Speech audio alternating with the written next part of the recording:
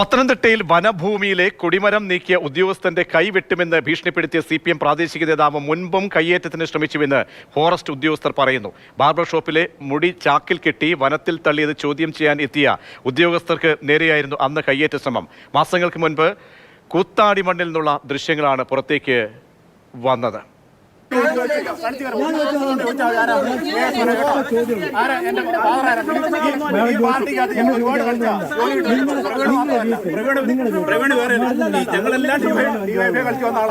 സംഭവം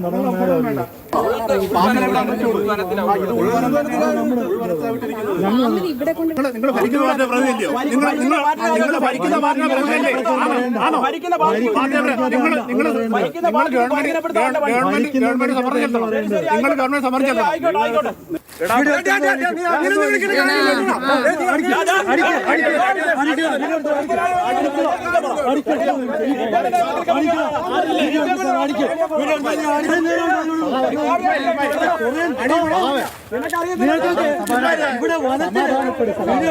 ഇവിടെ വനം സംരക്ഷിക്കാൻ വയ്യാത്ത നിങ്ങൾ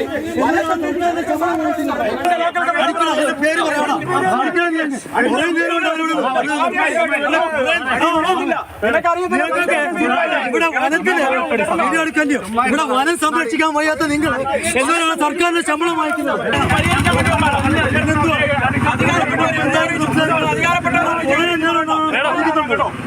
എല്ലാവരും സഹകരിച്ചിരിക്കുന്ന ആൾക്കാർ ഇവിടെ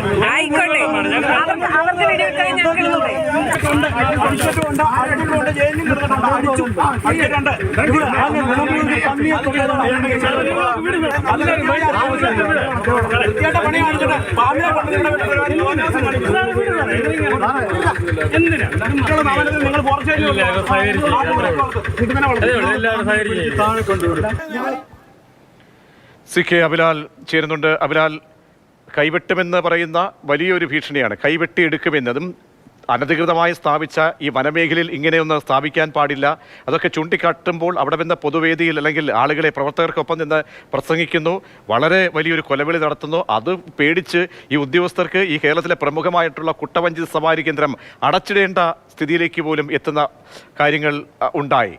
മാത്രമല്ല ഇദ്ദേഹം ഇത് പറയുന്നുകൂടി ഉള്ള ഒരു ടെലിഫോണിലൂടെയുള്ള സംഭാഷണം കൂടി നമുക്കൊപ്പമുണ്ട്. അതുകൂടി ഒന്ന് കേട്ട ശേഷം അബിലാലിലേക്ക് വരാം.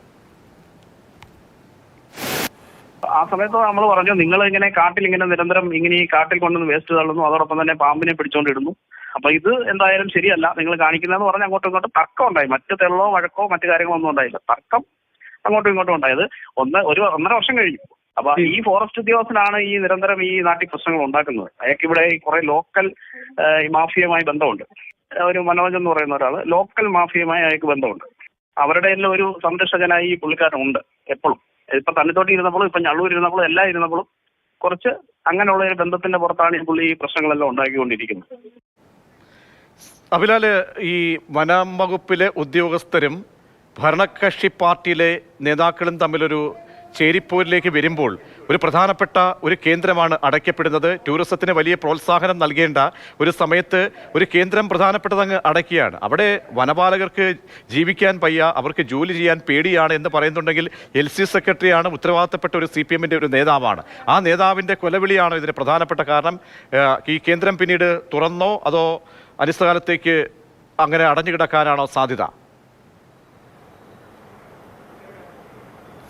കോന്നി അടവി കുട്ടവഞ്ചി സവാരി കേന്ദ്രത്തിലെ ഒരു വിഭാഗം ജീവനക്കാർക്ക് അംഗത്വം നൽകിക്കൊണ്ട് ഏതാനും ദിവസങ്ങൾക്ക് മുൻപാണ് CITU അവിടെ യൂണിറ്റ് സ്ഥാപിച്ചത്. ഒപ്പം തന്നെ വനഭൂമിയിൽ കൊടി നാട്ടുകയും ചെയ്തു. ഇത് ശ്രദ്ധയിൽ വന്നതിനെ തുടർന്നാണ് വനംവകുപ്പ് ജീവനക്കാർ ആ സ്ഥലത്തു നിന്നും കൊടി ബലമായി പിഴുത് മാറ്റിയത്. ഇതേ തുടർന്ന് ഫോറസ്റ്റ് ഓഫീസിലേക്ക് CPM നേതൃത്വത്തിൽ CITUവിൻ്റെ പ്രതിനിധികൾ കൂടി ഉൾപ്പെടുന്ന ഒരു സംഘം മാർച്ച് നടത്തുകയും ആ പ്രതിഷേധ യോഗം ഉദ്ഘാടനം ചെയ്തുകൊണ്ട് പ്രവീൺ പ്രസാദ് സംസാരിച്ചപ്പോഴാണ് ആരാണോ സംഘടനയുടെ കൊടി ഊരി മാറ്റിയത് ആ കൈ ഞങ്ങൾ വെട്ടുമെന്നുള്ള ഭീഷണി വന്നത്.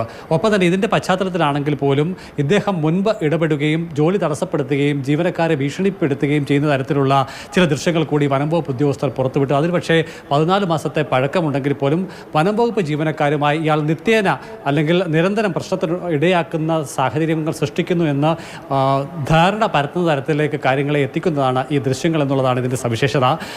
പോലീസിൽ പരാതി നൽകിയിട്ടും പല വിഷയങ്ങളിലും പോലീസ് കേസെടുക്കാത്തത് വനംവകുപ്പ് ജീവനക്കാരെ അസ്വസ്ഥപ്പെടുത്തുന്നുണ്ട്. അതിൻ്റെ കൂടി പശ്ചാത്തലത്തിലാണ് താൽക്കാലികമായി കുട്ടവഞ്ചി സവാരി കേന്ദ്രത്തിൻ്റെ പ്രവർത്തനം നിർത്തിവെക്കണമെന്ന് ആവശ്യപ്പെട്ടുകൊണ്ട് വനംവകുപ്പ് ഉദ്യോഗസ്ഥരുടെ സംഘടന DFOയ്ക്ക് ഔദ്യോഗികമായി കത്ത് നൽകുകയും അങ്ങനെ ഇന്ന് ഒരുപക്ഷെ പ്രവർത്തിക്കാൻ സാധ്യതയില്ല എന്നുള്ള പ്രതീതി പോലും ജനിപ്പിക്കപ്പെട്ടത്. പക്ഷേ കഴിഞ്ഞ രാത്രിയിൽ വലിയ തോതിൽ ഉന്നത ഉദ്യോഗസ്ഥരുടെ അടക്കം ഇടപെടൽ ഈ വിഷയത്തിൽ ഉണ്ടായിട്ടുണ്ട്.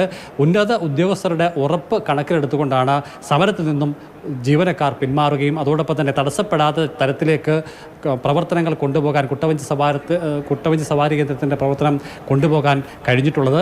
സമാന രീതിയിൽ ഏതെങ്കിലും തരത്തിലുള്ള ഒരു പ്രശ്നം കൂടി ഉണ്ടാകുന്ന പക്ഷം കാര്യങ്ങൾ കൈവിട്ടു പോകാനുള്ള സാധ്യതയുണ്ട്. എന്തായാലും ജീവനക്കാർക്ക് പൂർണ്ണ സുരക്ഷിതത്വം നൽകും എന്ന് ജില്ലാ പോലീസ് മേധാവിയുടെ ഉറപ്പ് കൂടി വന്നിട്ടുണ്ട്. എന്തായാലും ഈ വിഷയത്തിൽ വ്യത്യസ്തവും അതോടൊപ്പം തന്നെ തീർത്തും ഉദ്യോഗസ്ഥർക്കെതിരായിട്ടുള്ള ഒരു പ്രതികരണമാണ് പ്രവീൺ പ്രസാദിൻ്റെ ഭാഗത്തുനിന്ന് ഉണ്ടായിട്ടുള്ളത്.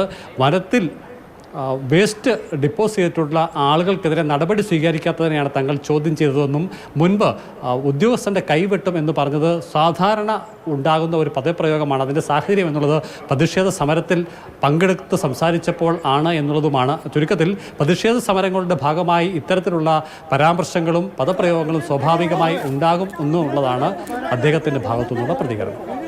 ശരി, അബിലാലാണ് അവിടുത്തെ വിശദ വിവരങ്ങൾ നൽകിയത്. എന്തായാലും വളരെ ഞെട്ടിപ്പിക്കുന്ന ഒരു സംഭവമാണ് ആ ഭീഷണി മുഴക്കൽ എന്നുള്ളതാണ്. അതുകൂടി ഒന്ന് കേൾക്കാം.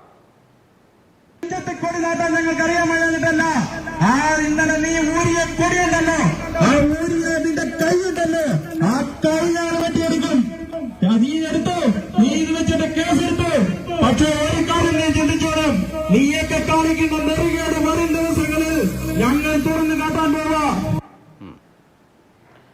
നേരം അവിടുത്തെ പ്രാദേശിക നേതൃത്വത്തിൻ്റെ കൂടി പ്രതികരണം നമുക്ക് വളരെ പ്രധാനപ്പെട്ടതാണ്. രതീഷ് കെ നായർ, കോൺഗ്രസിൻ്റെ പ്രതിനിധി, അല്പസമയത്തിനകം നമ്മോടൊപ്പം ചേരും.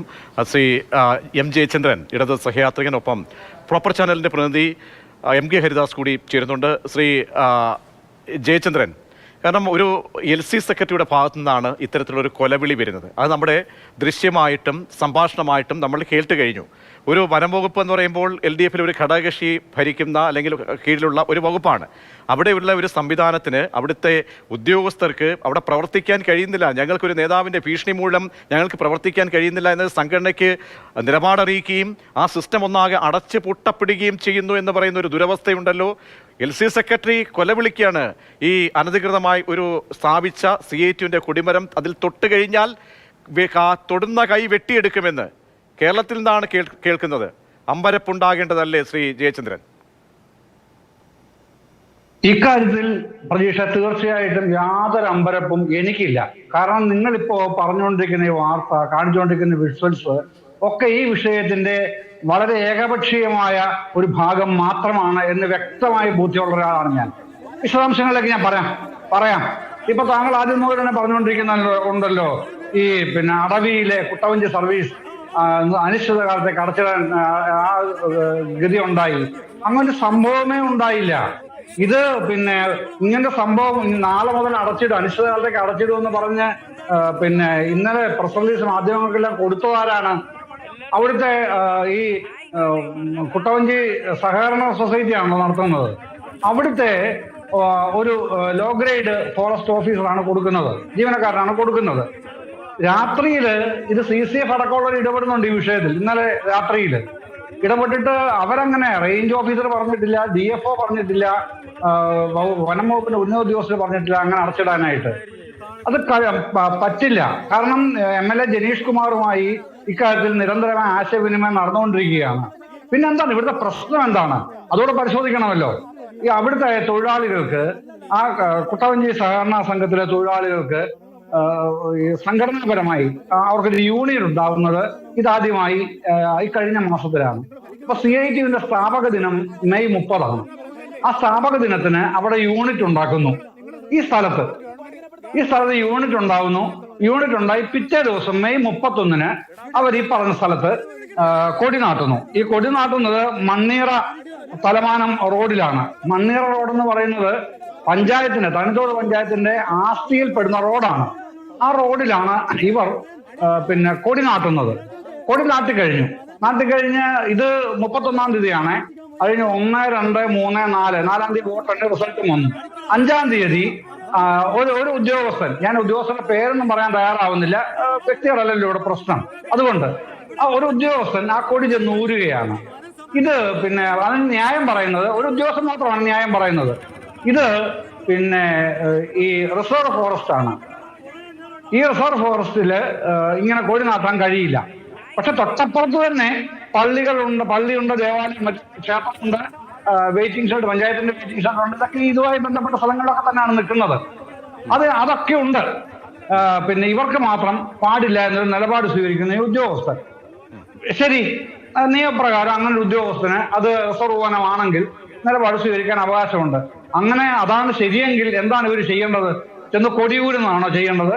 അവർ ഊരുന്നതിന് പകരം അവർ നിയമപരമായി ചെയ്യേണ്ടത് നോട്ടീസ് കൊടുക്കണം. നിങ്ങൾ അനധികൃതമായി റിസർവ് വനത്തിലാണ് ഇത് കൊടി സ്ഥാപിച്ചിരിക്കുന്നത്, ഇത്ര ദിവസത്തിനകം ഇത് ഊരി മാറ്റണം. ഇല്ലെന്നുണ്ടെങ്കിൽ നിയമപരമായ നടപടി എടുത്ത് അത് നീക്കം ചെയ്യും. അതിനുള്ള ചെലവ് നിങ്ങൾ നിന്ന് ഈടാക്കും.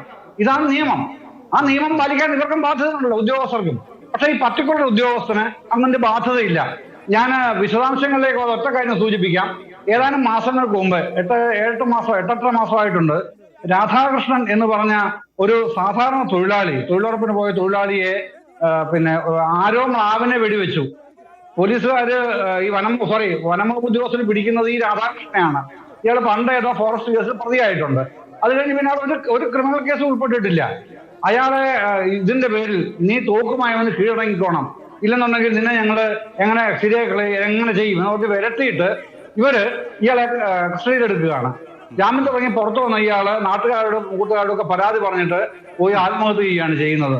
രാധാകൃഷ്ണൻ കേസ് ഇതേ ഈ ഉദ്യോഗസ്ഥനും വേറെ ചിലരും ചേർന്നാണ് ആ പരിപാടി ചെയ്തിട്ടുള്ളതെന്ന് ശരി, ഞാൻ അങ്ങയിലേക്ക് ഒന്ന് എത്താം. ഞാൻ അവിടുത്തെ പ്രാദേശികമായിട്ടുള്ള ഒരു കോൺഗ്രസ് നേതാവിന്റെ പ്രതികരണം കൂടി ഒന്ന് തേടാം. നമുക്ക് രതീഷ് കെ നായർ, കോൺഗ്രസിന്റെ മണ്ഡലം പ്രസിഡന്റ് ആണ് അവിടെ നിന്നുള്ള. ശ്രീ രതീഷ്, ഇപ്പോൾ ശ്രീ എം ജയചന്ദ്രൻ പറയുന്ന കാര്യം അവിടുത്തെ പ്രാദേശികമായി ഉദ്യോഗസ്ഥർക്കുള്ള ഒരു ഉദ്യോഗസ്ഥന്റെ ഒരു ധാർഷ്ട്യമാണ് ഇതിന് പിന്നിലെന്നാണ്. കാരണം അവിടെ ഇങ്ങനെ ഒരു നിയമലംഘനം ഉണ്ടായിട്ടുണ്ടെങ്കിൽ കൊടിവയ്പ്പുമായി ബന്ധപ്പെട്ട് അവിടെ നോട്ടീസാണ് നൽകേണ്ടത്. പക്ഷേ പോയി കൊടി ഊരുകയാണ് ഉദ്യോഗസ്ഥൻ ചെയ്തത്. പക്ഷേ നമുക്കറിയാം, അങ്ങനെയാണെങ്കിൽ കൂടിയും കൈവെട്ടിയെടുക്കും എന്ന ഒരു ഭീഷണി LC സെക്രട്ടറിയുടെ ഭാഗത്തുനിന്നും ഉണ്ടാകുന്നത് ഗുരുതരമാണ്. എന്താണ് സംഭവിച്ചത്? താങ്കൾ എന്താണ് മനസ്സിലാക്കുന്നത്?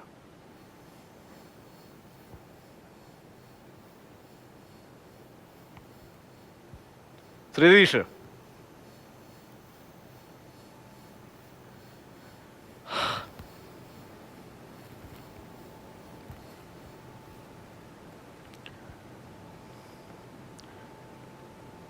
രതീഷ് കേൾക്കാമെങ്കിൽ എന്താണ് അടവിയിൽ സംഭവിച്ചത്?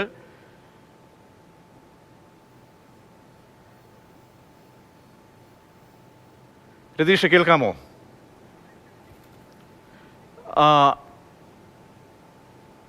അബിലാല്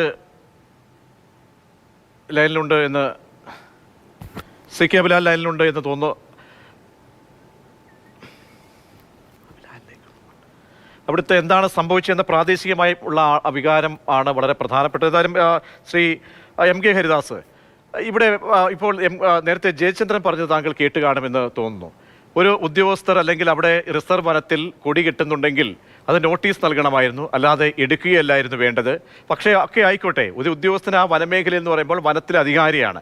അവിടെ എന്തെങ്കിലും സംഭവിക്കുക എന്ന് പറയുമ്പോൾ അതിൻ്റെ ആത്യന്തികമായ അവസാനത്തെ ഉത്തരം പറയേണ്ടത് ആ ഉദ്യോഗസ്ഥനാണ്. ആ ഉദ്യോഗസ്ഥൻ അവിടെ കൃത്യനിർവഹണം നടത്തുമ്പോൾ അവരുടെ കൈ വെട്ടിയെടുക്കും, ആ കൊടിമരത്തിൽ തൊട്ട് കഴിഞ്ഞാൽ എന്ന് പറയുകയും ആ നേതാവിൻ്റെ മുൻകാല ചെയ്തികളൊക്കെ വെച്ച് നോക്കുമ്പോൾ അതൊരു ഭയപ്പാടായി മാറുകയും അവിടുത്തെ ജീവനക്കാർക്കൊന്നും അവർക്ക് ജോലി ചെയ്യാൻ കഴിയാത്തൊരവസ്ഥയാണ് എന്ന് ഒന്നടങ്കം പറയുകയും ചെയ്തേണ്ടി വരുന്ന ഒരു സാഹചര്യം, അത് ഗൗരവതരമല്ലേ? ഏറെ ഗൗരവതരമാണ്.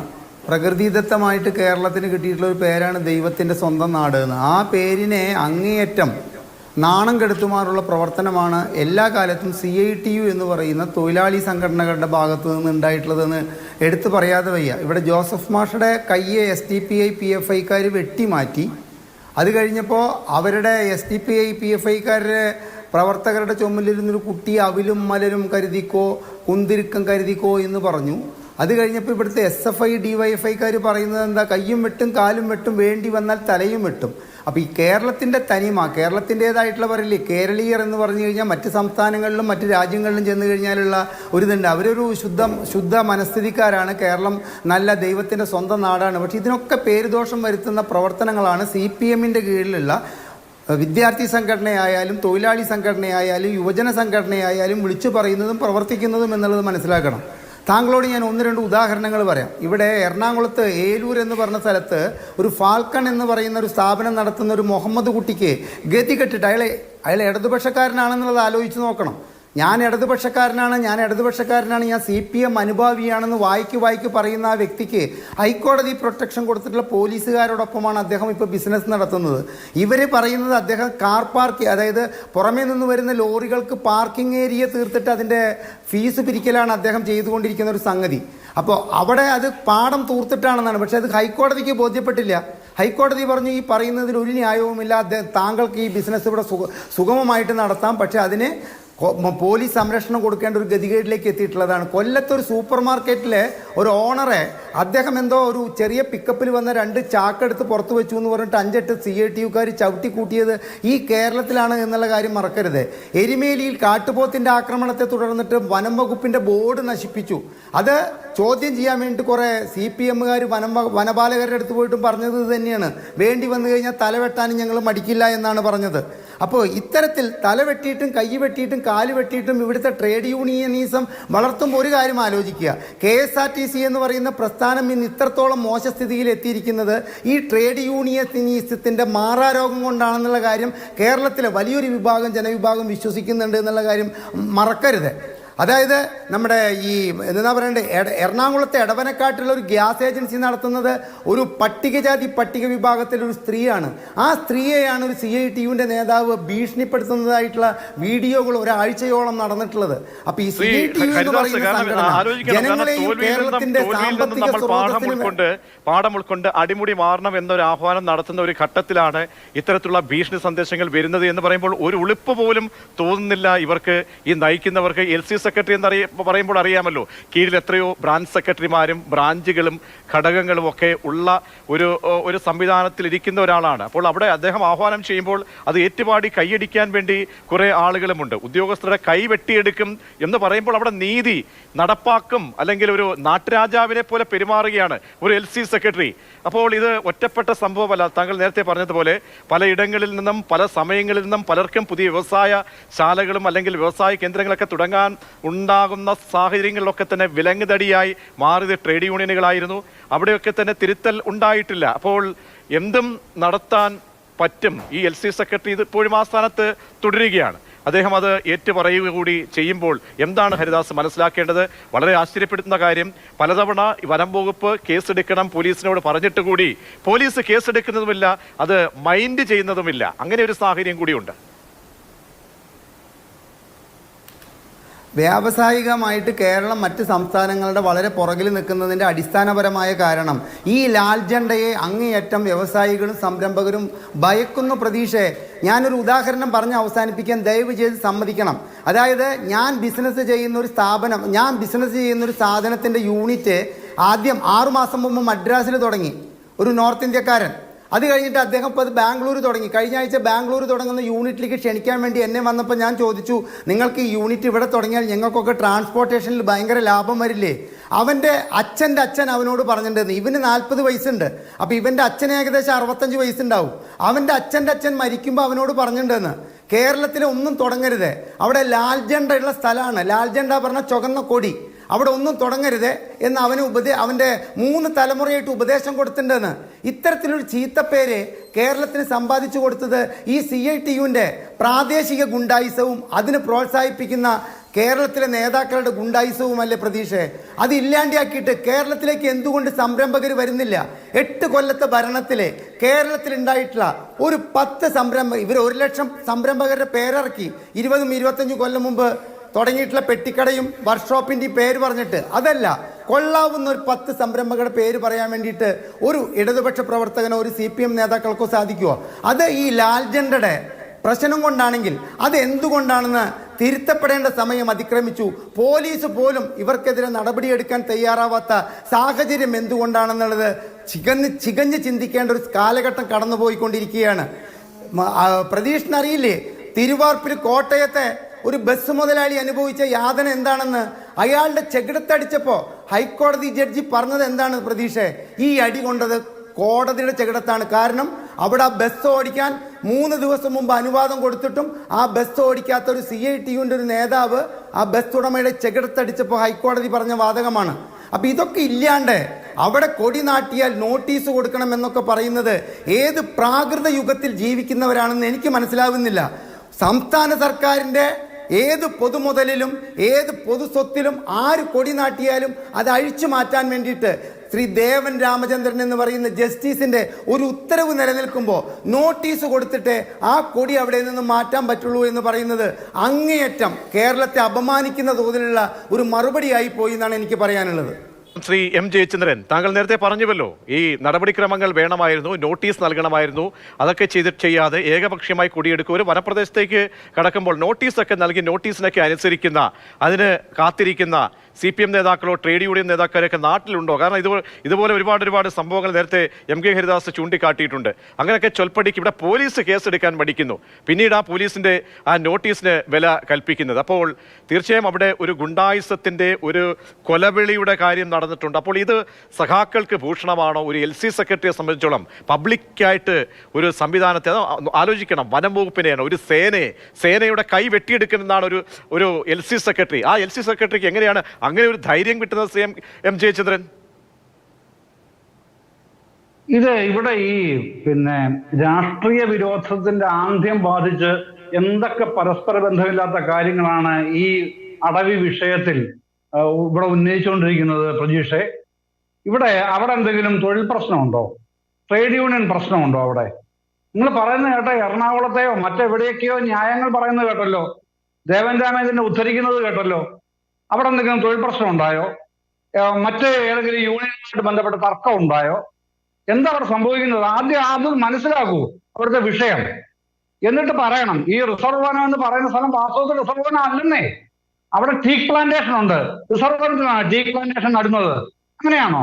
220 ലൈൻ ഇതിന്റെ മുകളിലൂടെ പോകുന്നുണ്ട്. ഈ റിസർവ് വനത്തിലാണ് 220 ലൈൻ പോകുന്നത്.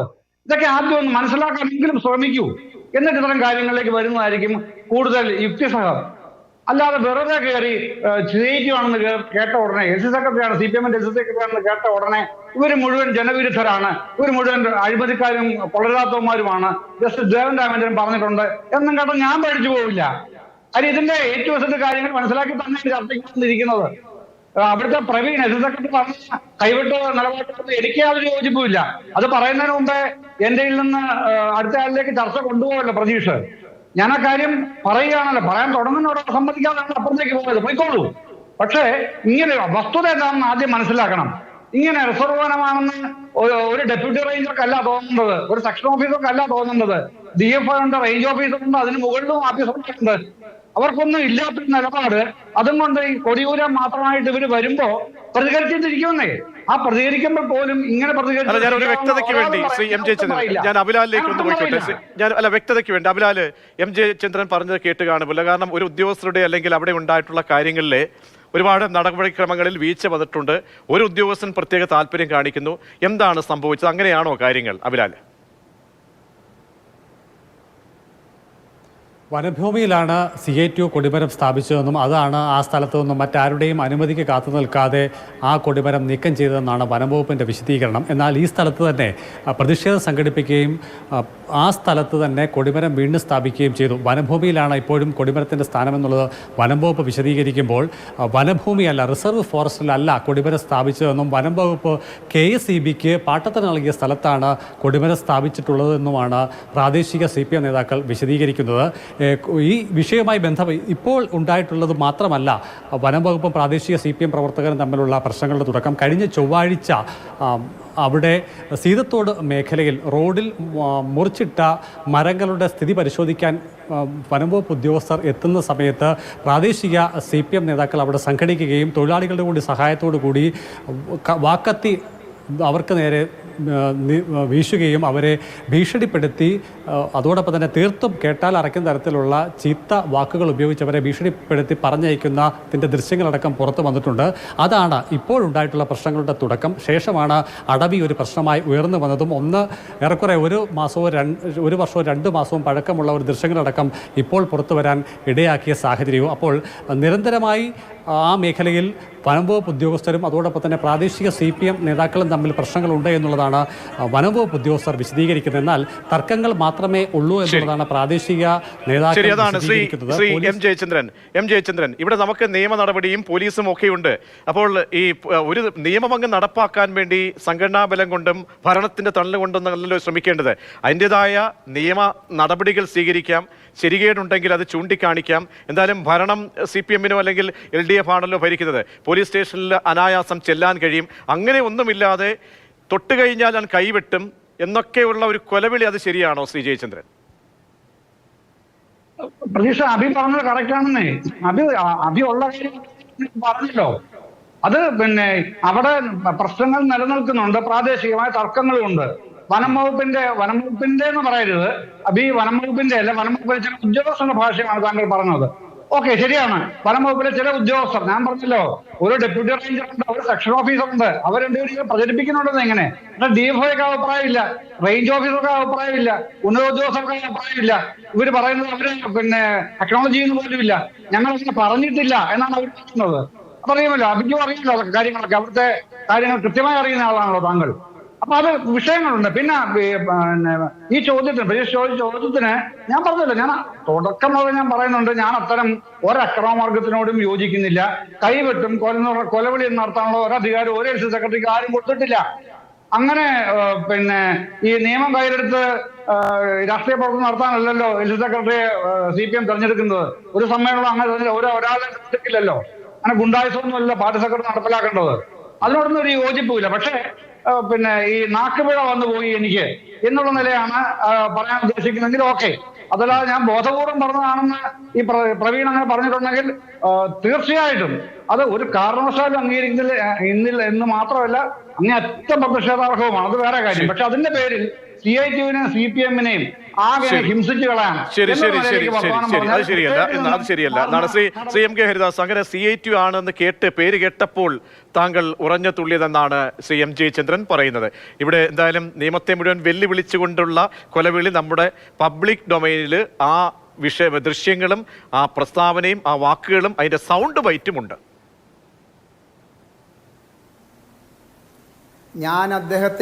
ഞാൻ പറഞ്ഞ കാര്യങ്ങളിൽ എന്താണ് അദ്ദേഹത്തിന് ഇത്രയധികം പൊള്ളിച്ചത് എന്ന് എനിക്ക് അറിയുന്നില്ല. ഞാൻ കേരളത്തിലെ കഴിഞ്ഞ 8 വർഷത്തെ ഭരണത്തിനുള്ളിൽ 9ാം വർഷത്തിലേക്ക് കടക്കുന്ന ചരിത്ര മുഹൂർത്തത്തിൽ ഇത്തരത്തിലൊരു സംഭവം ഉണ്ടാകുകയും ഇത്രയും വലിയൊരു തോൽവി ലോക്സഭാ തെരഞ്ഞെടുപ്പിൽ ഉണ്ടായിട്ട് പാർട്ടിക്കേറ്റ ക്ഷീണവും, അദ്ദേഹത്തെ പോലെ തന്നെ ഒരു ഇടതുപക്ഷക്കാരനാണ് ഞാനെന്ന കാര്യം. അല്ലാണ്ട് പാർട്ടി വിരോധം എന്ന് പറഞ്ഞാൽ അദ്ദേഹം സ്ഥിരമായിട്ട് ക്യാപ്സ്യൂൾ കഴിക്കുന്നുണ്ട്, പാർട്ടി ഇറക്കുന്ന ക്യാപ്സ്യൂൾ. അതിൻ്റെ വിഭ്രാന്തിയിലാണ് അദ്ദേഹം സംസാരിക്കുന്നത്. പാർട്ടി ഇറക്കുന്ന ക്യാപ്സ്യൂൾ കഴിക്കാൻ ഞാൻ തയ്യാറാവാത്തത് കൊണ്ടാണ് ദേവൻ രാമചന്ദ്രൻ്റെ ഹൈക്കോടതി വിധിയെക്കുറിച്ച് ഉദ്ധരിച്ചത്. താങ്കൾ ഒന്നുകൂടി ആ വിധി ഞാൻ പറയാം. പൊതുസ്വത്ത് കയ്യേറിക്കൊണ്ട് ആരെവിടെ കൊടി നാട്ടിയാലും, പൊതുസ്വത്ത് കയ്യേറിക്കൊണ്ട് ആരെന്ത് പ്രവൃത്തി ചെയ്താലും അത് ഒഴിപ്പിക്കാൻ ഉദ്യോഗസ്ഥർക്ക് അധികാരമുണ്ട് എന്ന് പറഞ്ഞ് ദേവൻ രാമചന്ദ്രൻ്റെ വിധി ഞാൻ താങ്കളെ ഒന്നുകൂടി പറയുകയാണ്. അപ്പോൾ ഈ വനപാലകരും സംസ്ഥാന സർക്കാരിൻ്റെ നികുതിപ്പണം ശമ്പളമായി കൈപ്പറ്റുന്നവരാണെങ്കിൽ അവർക്ക് ആ കൊടിയുടെ നിറം നോക്കിക്കൊണ്ടല്ല, ഈ ദേവൻ രാമചന്ദ്രൻ എന്ന് പറയുന്ന ജഡ്ജിയുടെ സത്യസന്ധമായ ഈ ഒരു വിധിയുടെ പേരിൽ ആ കൊടി അവിടെ നിന്ന് മാറ്റാൻ അധികാരമുണ്ട്. പിന്നെ താങ്കൾ പറഞ്ഞൊരു നോട്ടീസ് കൊടുക്കേണ്ട കാര്യം, ഇന്ത്യൻ ഭരണഘടനയിൽ എവിടെയാണ് ഒരു വനഭൂമിയിലെ, സംരക്ഷിത വനഭൂമിയിലെ, എക്കോ ടൂറിസം നടക്കുന്ന വനഭൂമിയിലെ ഒരാൾ കയ്യേറിയിട്ട്, ഒരു വ്യക്തികളോ ഒരു പാർട്ടിയോ കയ്യേറിയിട്ട് ഒരു കൊടി നാട്ടിക്കഴിഞ്ഞാൽ അത് അഴിച്ചു മാറ്റുന്നതിന് മുമ്പ് ഒരു നോട്ടീസ് നൽകണമെന്ന് ഏതെങ്കിലും കോടതി വിധിയോ അല്ലെങ്കിൽ നമ്മുടെ നിയമത്തിൽ ഏതെങ്കിലും ഒരു വകുപ്പുണ്ടെങ്കിൽ അങ്ങ് പറയണം. അപ്പം ഞാനത് പിൻവലിക്കാം. പിന്നെ ഉദാഹരണങ്ങൾ പറഞ്ഞത്, ഈ ചുവന്ന കൊടിയുടെ കീഴിൽ കേരളത്തിൻ്റെ വളർച്ച മുരടിച്ചുവെങ്കിൽ അതിനെ ശ്രദ്ധിക്കേണ്ട കാലം അതിക്രമിച്ചു എന്ന കാര്യം പറയുമ്പോൾ കുറച്ച് ഉദാഹരണങ്ങളൊക്കെ പറയേണ്ടി വരും ശ്രീ ജയചന്ദ്രൻ. അല്ലാണ്ട് ഒരു വിഷയത്തിൽ ഊന്നി നിന്നിട്ട് ഒരു കോന്നിയിൽ കിടന്നിട്ട് പറയേണ്ട വിഷയമല്ല ഇത്. നിയന്ത്രിക്കേണ്ട സമയം കഴിഞ്ഞു. ഈ കൊടിയുടെ കീഴിൽ ഇത്തരം പ്രാദേശികമായിട്ടുള്ള ഗുണ്ടായുസങ്ങൾ ഉണ്ടെങ്കിൽ അതിനെ നിയന്ത്രിക്കണം. ഡ്രൈ ഡേ എടുത്തു കളഞ്ഞുകൊണ്ട് ടൂറിസത്തെ വികസിപ്പിക്കാമെന്ന് വിചാരിക്കുന്നവരെ, ഇത്തരം പ്രാദേശികമായിട്ടുള്ള ടൂറിസം വികസനത്തിന് തടസ്സം നിൽക്കുന്നവർക്കെതിരെ നടപടിയെടുക്കാൻ പോലീസിനോട് വിളിച്ചു പറയണം. എന്തുകൊണ്ട് പോലീസ് ഈ വിഷയത്തിൽ നടപടിയെടുത്തില്ല എന്ന് ചോദിക്കണം. ഈ കൈ വെട്ടാൻ വേണ്ടിയിട്ട് തയ്യാറായിട്ട് വിളിച്ചു പറഞ്ഞ ആ നേതാവിനെതിരെ എന്തുകൊണ്ട് നടപടിയെടുക്കാൻ തയ്യാറാകുന്നില്ല എന്ന് പറയണം. അല്ലാണ്ട് MK ഹരിദാസ് പരസ്പര വിരുദ്ധമില്ലാതെ വിഷയത്തെക്കുറിച്ച് പഠിച്ചിട്ടേ വന്നത്. വിഷയത്തെക്കുറിച്ചിട്ടൊക്കെ അവതാരകനും അവരെ റിപ്പോർട്ടും പറഞ്ഞു കഴിഞ്ഞു. പിന്നീട് കേരളത്തിലെ ഈ ചുവന്ന കൊടി എന്ന് പറയുന്ന മഹത്തരമായ ഒരു പാരമ്പര്യമുള്ള കൊടിയുടെ കീഴിലെ ഇത്തരത്തിലുള്ള അനിഷ്ട സംഭവങ്ങൾ നടക്കുന്നതിനെ പാർട്ടി നേതൃത്വം കണ്ണടയ്ക്കുന്നതിനെയാണ് ഞാൻ വിമർശിച്ചത് എന്ന് താങ്കൾ മനസ്സിലാക്കുക. മേലിലെങ്കിലും ഇത്തരത്തിലൊരു സംഭവം ഉണ്ടാകാതിരിക്കാൻ കേരളത്തിന്റെ വികസനത്തിന് 3 ലോക കേരള സഭകൾ കഴിഞ്ഞു. ശ്രീ ജയചന്ദ്രൻ, എത്ര പ്രൊജക്ടുകൾ വന്നു? ഞാൻ മിനിഞ്ഞാന്ന് കിട്ടിയ വിവരാവകാശ മറുപടിയിലെ ഒന്നും വന്നിട്ടില്ല. 4ാമത്തതിന് വേണ്ടിയിട്ട് 4.5 കോടി രൂപ നീക്കിവെച്ചു. ഇതല്ല വേണ്ടത്. കേരളത്തിൽ സംരംഭങ്ങൾ തുടങ്ങാൻ വേണ്ടിയിട്ട് പാർട്ടിയോ പാർട്ടിയുടെ കൊടിയോ തടസ്സമല്ലെന്ന് ബോധ്യപ്പെടുത്തുന്ന തരത്തിലുള്ള പ്രവർത്തനങ്ങൾ ഉണ്ടായാലുണ്ടല്ലോ, ഒഴുകും കേരളത്തിലേക്ക് വ്യവസായികളും മറ്റും. അതിനെ ചൂണ്ടിക്കാണിക്കാൻ വേണ്ടി ഞാൻ പറഞ്ഞ ഉദാഹരണങ്ങൾ താങ്കൾക്ക് അങ്ങേയറ്റം പൊള്ളിയെങ്കിൽ അത് താങ്കളുടെ വിവരക്കേടായിട്ട് മാത്രം മനസ്സിലാക്കുക. ശരി, വളരെ നന്ദി ശ്രീ MK ഹരിദാസ്. ഒപ്പം M ജയചന്ദ്രൻ ചർച്ചയിൽ പങ്കെടുത്തതിന്.